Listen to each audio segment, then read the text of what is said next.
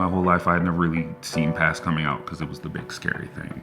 So naturally I thought it was the end. But coming out was not a finish line, it was the starting line. And it's a race that you run alone. As long as you're happy with your own pace, you're doing okay. Hi, I'm RK Russell, and I'm an athlete and advocate.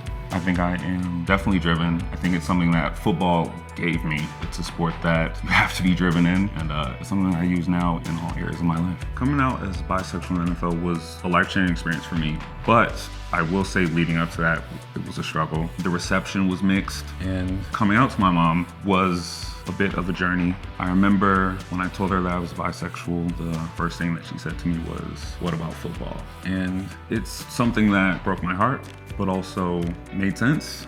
There weren't any out players at the time. It was also a question that I asked myself when contemplating whether to come out, but to hear it coming from the person who I just wanted to tell me that they loved me and accepted me was tough. For a lot of my family, my mom included, it was their first time having a conversation with someone who was openly out. It was their first time having to learn about what it means to be a part of the LGBTQ+ community, the challenges that we face. My mom hates when I talk about this because, she feels like she failed me in that moment, but I don't see it that way. And we're able to have a long-lasting relationship where two people who were the closest people in the world are now even closer. So there is a toxicity in sports culture that is harming not just LGBTQ+ people, but all of our youth. Homophobia is not an LGBTQ+ issue. Homophobia is a humanity issue. It's a people issue. It's all of our issue.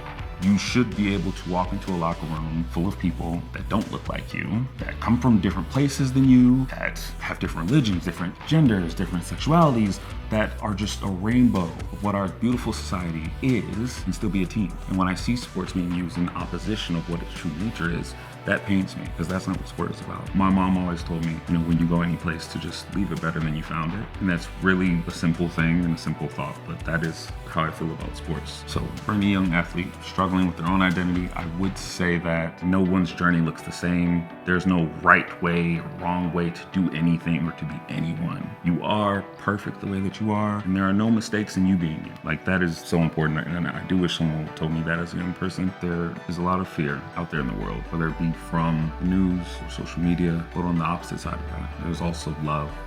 There's also people who want to support you and uplift you. It's important to find those people, to find that source of community and belonging, because you're not alone.